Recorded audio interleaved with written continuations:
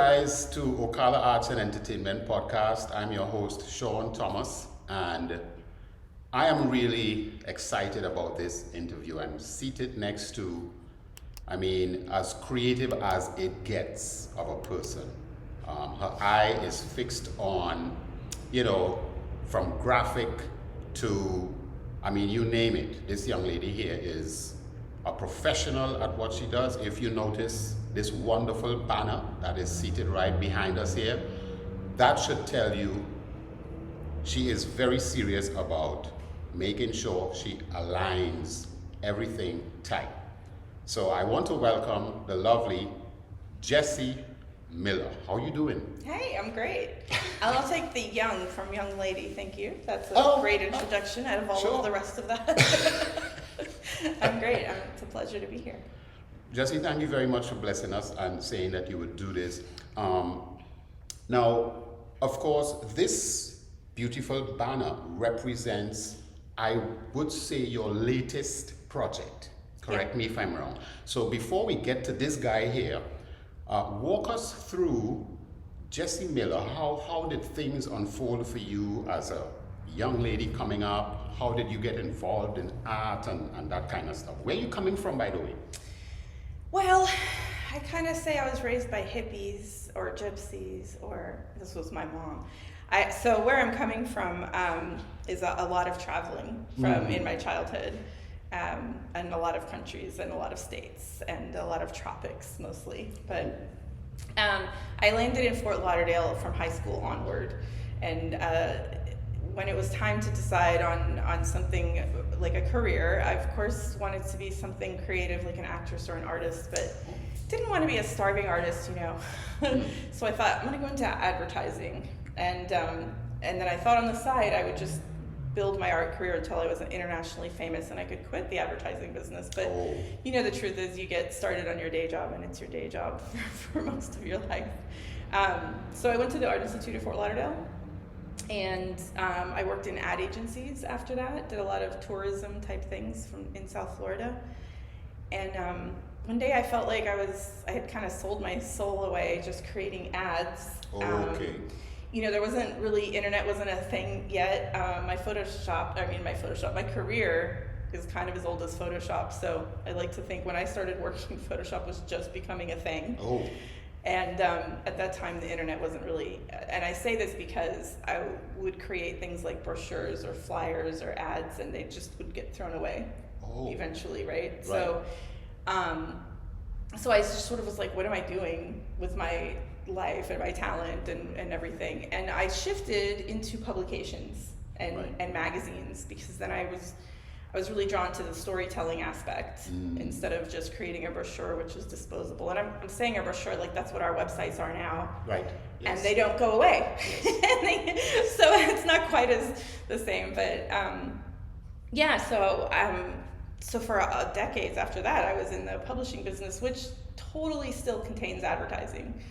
But you're at least telling a lot of stories, and you're changing a lot of people's lives with that information, and you bring a voice to what it needs, to needs, and to interesting things like what you're doing, right? So this is a publication in yet a new medium. Yes. And so I was a lot happier doing that.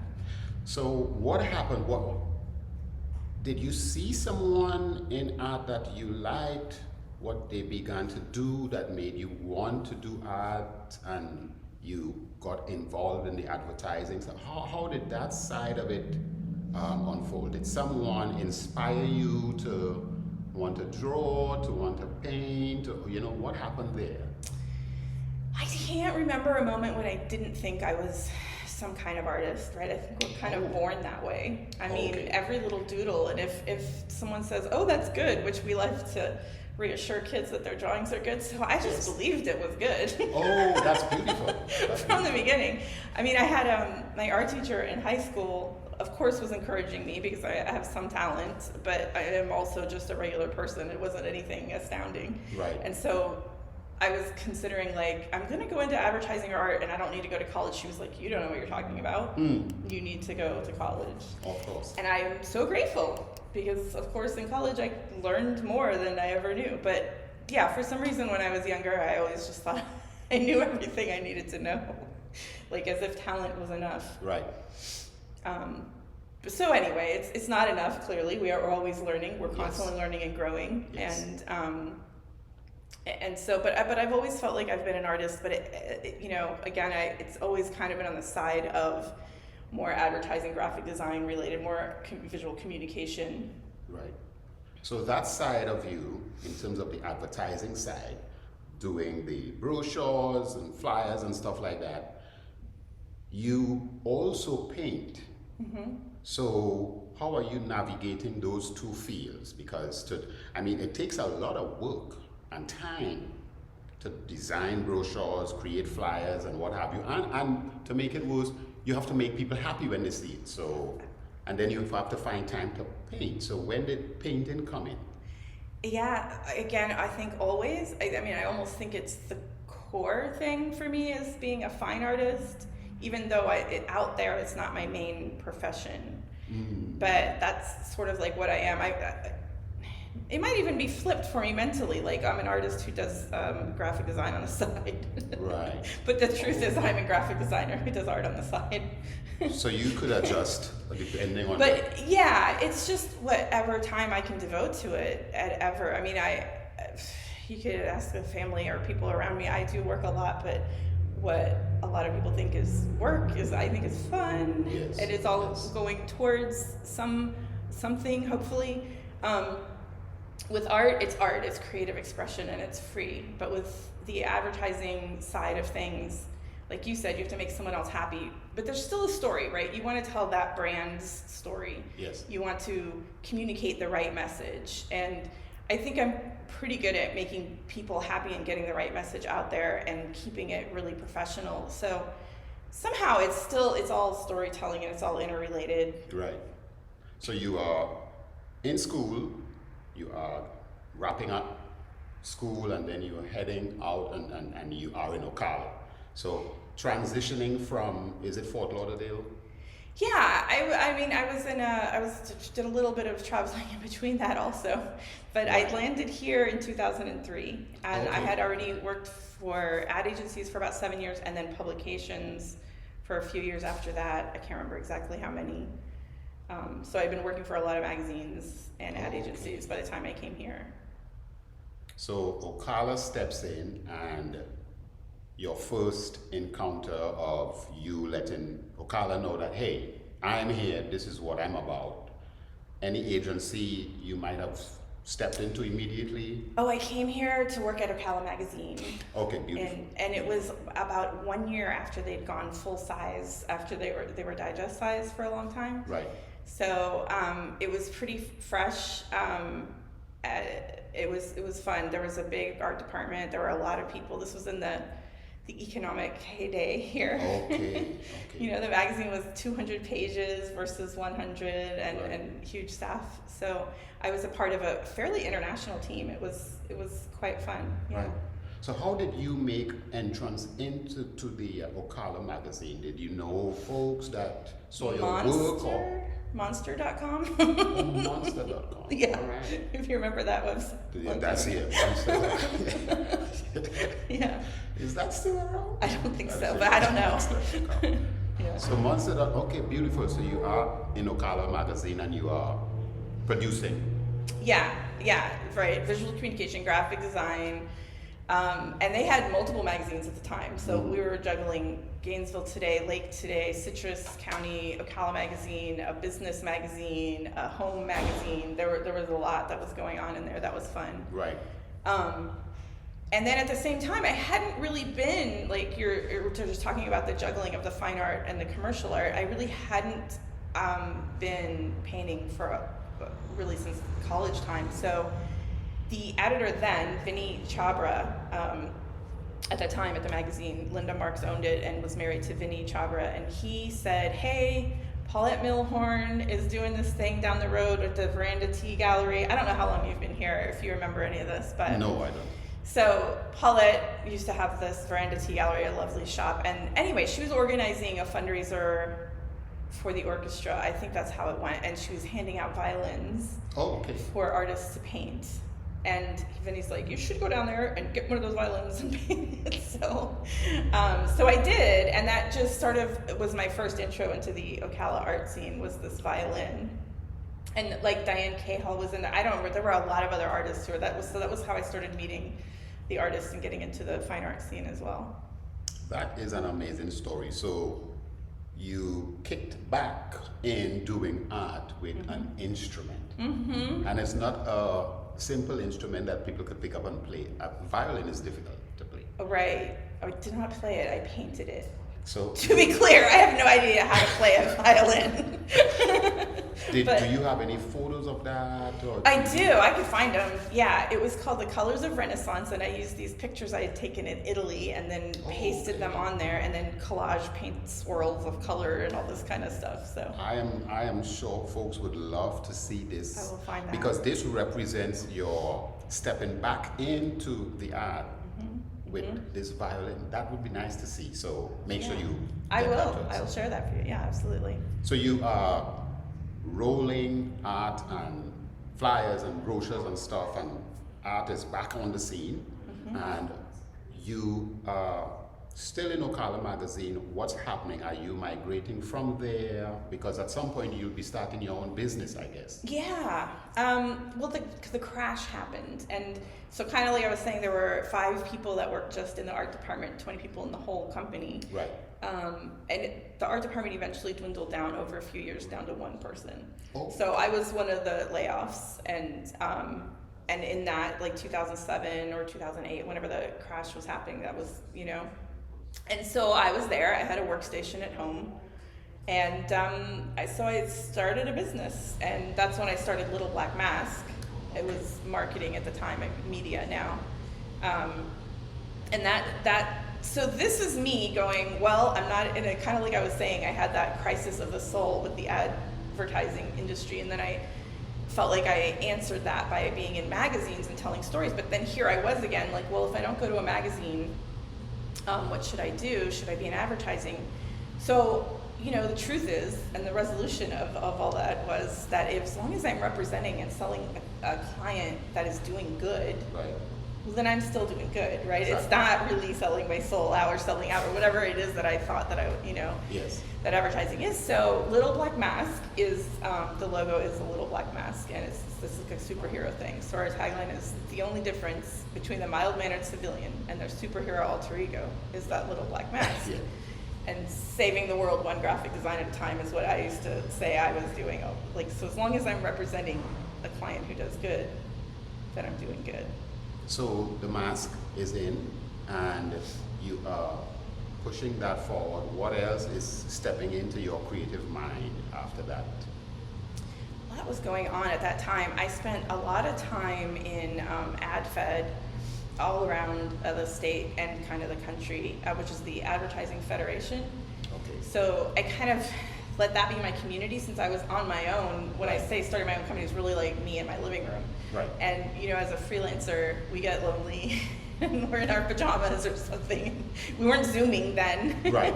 Right. So I spent a lot of my efforts in the ad community, which was awesome. And started to do more art also, of course. Yeah. So what was next after you? So you started the mask. What came next after that?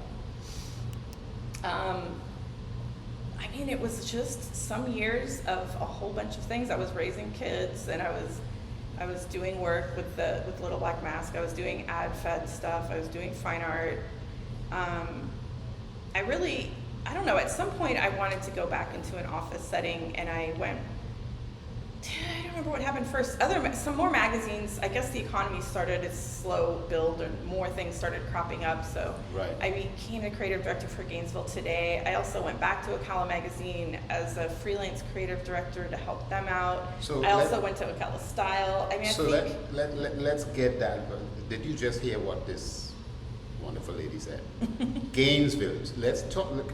Spend a little time on that. You said you became the creative director for Gainesville Today magazine, right? What happened? Did you meet someone? Did your work propel you into that? Yeah. Someone saw your work and decided, hey, It was one of the magazines we used to produce in Ocala Magazine. Like I was saying, we produced multiple magazines out there.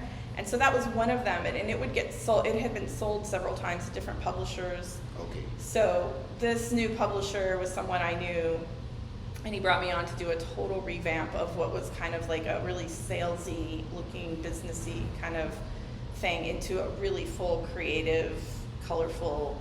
I mean, Gainesville is such a creative town, so it wasn't taking advantage of that. So we did this great revamp. It was really fun. So what inspired you to, I mean, how do you start creating? I mean, if, like this project is at your doorstep to do this revamping, how do you start conceptualizing a new kind of, eye for images and all of that? Do you get inspiration from nature, your family, or what? Where do you find that? Surely the inspiration is always coming from everywhere all the time, yes. Right? Sure. I mean, for sure.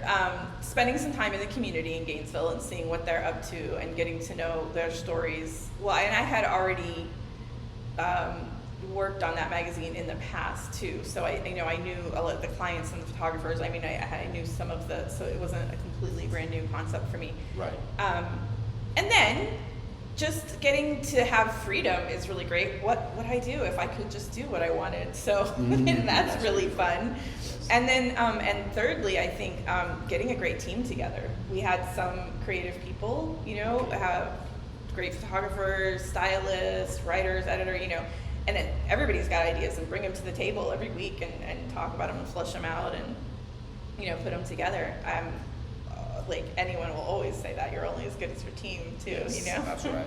That's right. So this seems like a band, I mean, what they say in a band, the drummer and the bass player, that's the band right keeping there. the pace. Those two people here. Yeah. So you are doing all of this work, and at some point, GO52 is coming in. Oh yeah, So I think what is happening before? it's probably been an idea for so many years in so many ways. Oddly, it may not seem like it on its surface. So GO52 is an event listing, what I call it the epicenter, right? So all the events are there. Yes. But for years I've been, noodling around with all the charities, and all of the events are just the way that charities raise money. And so this town, and Gainesville for that matter, but a lot of surrounding towns too, they're very charity oriented. And like for a while, I felt like most of what Ocala had to do, if there was ever a great gala, it was going to be a charity fundraiser. I mean, there's no other event without some charity being attached to it. Yes. So I was actually more on my interest was on helping charities get their message out and do their fundraising, and because I felt like a lot of charities are good at maybe doing a fundraiser and maybe doing a website and certain things, but they're not necessarily telling their story and about the good that they're doing and all this kind of, Yes. So that was kind of this little black mask media wanting to represent. I do a lot of volunteer work and a lot of organizations. I'll be, whether it's on a board or just helping out, like somebody will call me, I need this graphic for this thing, Okay. So, and that's part of what I mean by saving the world one graphic design at a time. Is a grandiose statement, but just if the compass is set that way, so if I can do some good with the design, right? Yes. So that's where my head was, and at some point a couple years ago, it fine-tuned into just events for a while. Okay. I was like, I think the opening here, because I want to do a whole lot of other work with this. This is Right. like the beginning of Yes. what it is. Yes. And so the opening is just events, because there's, in addition to this charitable stuff that I'm talking about, there's, on the flip side, the events in Ocala have just the art scene also, it's all combusted, right? It is. And here we are I don't know what to do. I've got to turn this down to go to this thing. Or it can be hard to plan your event and not know if someone has another competing event on the same weekend, yes, so basically I saw a need. I'd been hearing it for so long in the media business, in the magazines and everything. All the magazines I've worked at, everyone would say like, I just wish there was a place where all the events were, Mm-hmm. so I could figure that out, And a long time ago, there was a study, a survey, a big thing, media audit done, and the most read section of all of these city magazines is the social section. Yes, people want Yeah. to see what's happening. Yeah. So we want to not just know what events to go to, but we want to see what's going on. What did we miss? Or, and so, anyways, an answer to that, but it's like I said, it's just the pinprick beginning to a bigger vision. I know this kind of work is a lot because, as you just said, you have to be wary of another event maybe clashing with this. How do you decide which one you're going to put out there? Because, Sure. For us, it's all of it. But I have my creative assistant is sitting there putting them in, and I'll be putting them in sometimes. We have a team. So one person is dedicated towards putting events in. However, the whole thing of that site is anyone should get on there and put their event on there. Okay, right. Anyone should get on there and No put one their is event escaping. on there. Yes. So then we might not see them all, but hopefully when everyone starts using it, then it becomes the resource that we've all been waiting for, because you want your event to be known, put it in there, Yes. Definitely, all of the events, anything, whether it's a class, whether it's a church event, it does not matter. All of it should go in there so we can just all see what everything there is to do and plan accordingly. So you receive flyers and stuff from people, and you have to try and fit them in a schedule to meet the correct dates and times. Well, no, it's an easy system. We had it developed. It's, a one-of-a-kind, unique platform. You just put in your date, your time, whatever, and the database will put it in its order and put it on a calendar, or put it in a holiday place if it's a holiday, or it'll, beautiful. but you can see it in so many different ways. If it's on Thursday, we have this Thursday is the new Friday list, because how many events are on Thursdays lately? I don't know. So it does it itself. You just put it in there. I mean, you've got your graphic and your info. The more info you put in, the better, so it can be searchable from Google or from anywhere else. Like, we're showing up now. I was, I don't know what I was looking for to show up somewhere the other day, and I literally Googled it because I needed an address or something, and sure enough, just GO52 came up now, so now it's the place. Beautiful. Yeah. So it comes up, it's happening, and it just works easily. Yeah, I don't have to schedule all the stuff, it just does it. So you said you have a team that you work with. How did you find this wonderful team? How did these people come into your Just life? definitely, through the, how this is a small town, so when you work with people, the ones that are great at what Yes. they do, and you just get attached to them, and when you have opportunities, you bring them in, and and it works out. So I have one of my partners is someone I worked with back in 2004 somewhere, and my web developers I've known through different projects, and Jackie, my creative assistant, she used to be the executive director at Magnolia Art Exchange. As soon as I found out she was available, Right. I was like, snag, Come here. So we have people that that just comes in time. You build the connections and stuff with people who do great things. So GO52, guys, as you could see here, I mean, this is Jessi's baby, and it pops up Instagram, Facebook. If you don't have to even be looking, it will just pop up.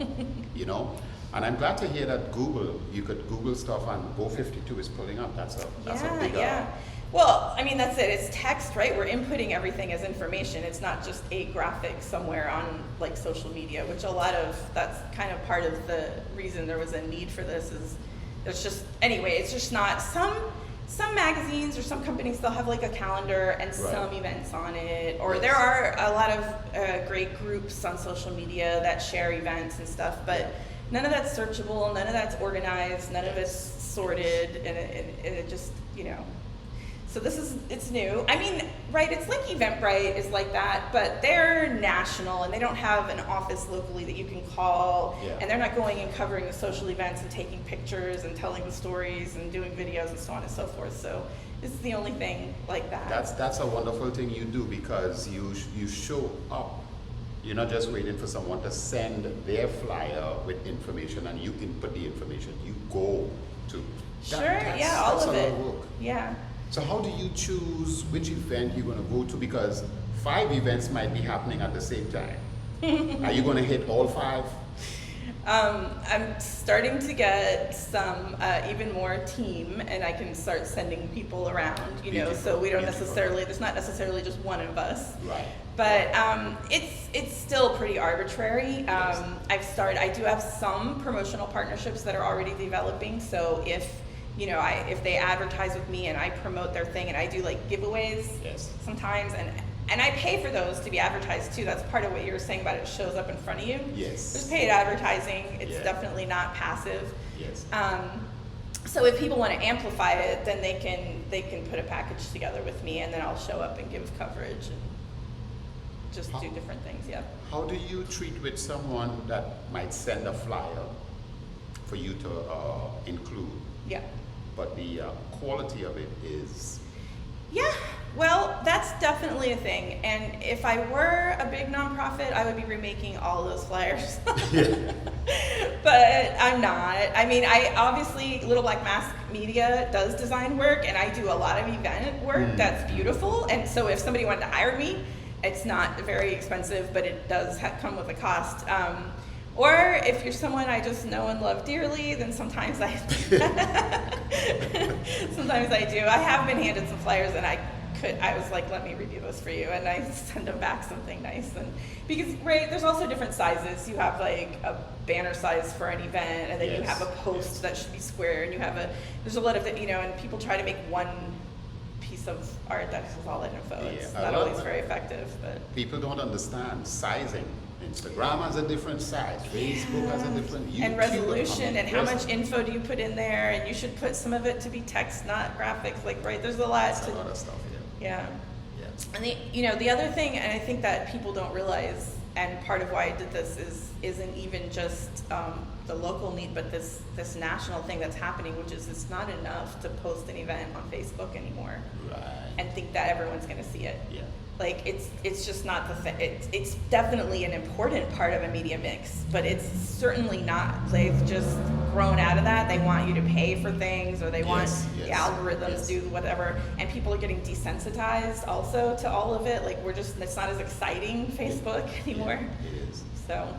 So how do people find Jessi Miller and your business and GO52 and all of that stuff? Social media platforms.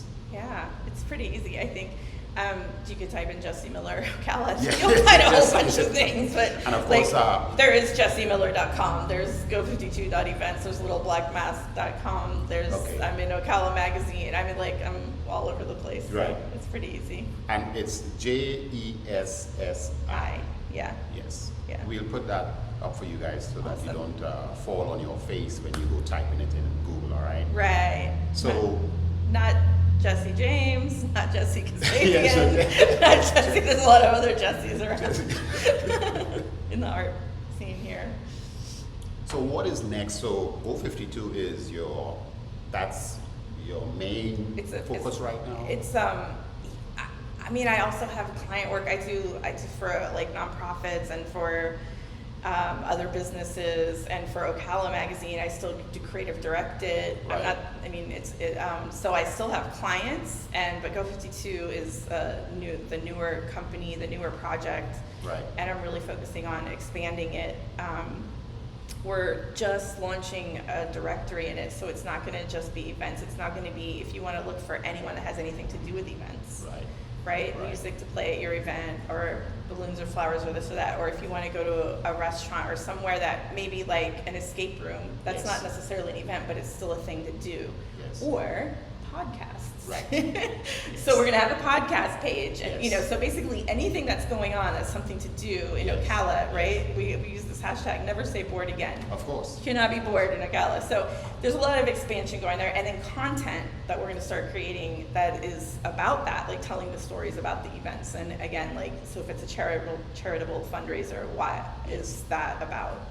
And stuff like that. So as a media company, there's a lot on the horizon with it. Yeah, and Ocala, I mean, it's really mind-blowing to see how many events is happening, how many things are happening in this small space. It's bonkers. I think now that I have GO52, people think I'm supposed to know what the events are, and I'm like, actually, now I really don't, because I see so many that are like, so I search on GO52 just as much as anyone else, trying to find out what's going on. Yeah. So Jessi, what kind of advice would you give to young upcoming artists, young people who are, checking out your work and really admiring all the stuff you are doing and would like to meet you or would like to figure out how to be able to achieve stuff like that? Sweet. Yes. If anybody wants to meet me, look me up. I'm happy to talk and happy to share. But I think some advice that is really helpful and that I hope everybody embodies is I think relationships are really important. So as many people as you can get to know and meet, like you're saying about that, let them mentor you, or just have a coffee. I would, if there's anyone you really like what they're doing, just try to pick their brain. They're probably going to be happy too. Yes. And do things for people, show up at their shows, their art shows, or, follow their thing, whatever. It's sort of the social, but not in social media. But that's a currency, and that's important so that you have connections, so that you can, when you are ready to do something, you kind of have some paths maybe. And the other thing is, if you are still young and starting out, then now's the time to take the risks and don't take the safe jobs. And I wish that I sort of knew that. I'm not saying I haven't had a decent career and everything, but I feel like right out of college, I wish I'd maybe gone up to New York and done free internship. When you don't have bills that are the same, or kids to take care of, or whatever it is, like, take those risks and do these bigger things when you can. Well, always take risks if you can, but it's easier when you're younger. Yes. Yeah. You have the time, you have the energy. Yeah. And then another thing is, just if you're on a computer doing this stuff or whatever it is you're doing, just think about the meaning. Whether or not you have a whole education with design and everything, it's one thing to make something look nice, but it should mean something. It should have a psychological reason, a pattern, a symbology, whatever it is. Just think about the meaning of what you're doing and the story behind it. Well, folks, there you have it. We want to say thank you to Lisa Midget and Mel Fiorentino for blessing us with this wonderful space. This is happening at the Noma Gallery. You want to come check this space out. Jessi. Thank you. It's been folks, I know folks would be watching this over and over and over and over, because a lot of information went by. I enjoyed every minute of what you had to say, and we want to thank you for coming on. My pleasure. Thank you very much. All right. Sean Thomas, your host, Ocala Arts and Entertainment Podcast. Bye for now. Peace out.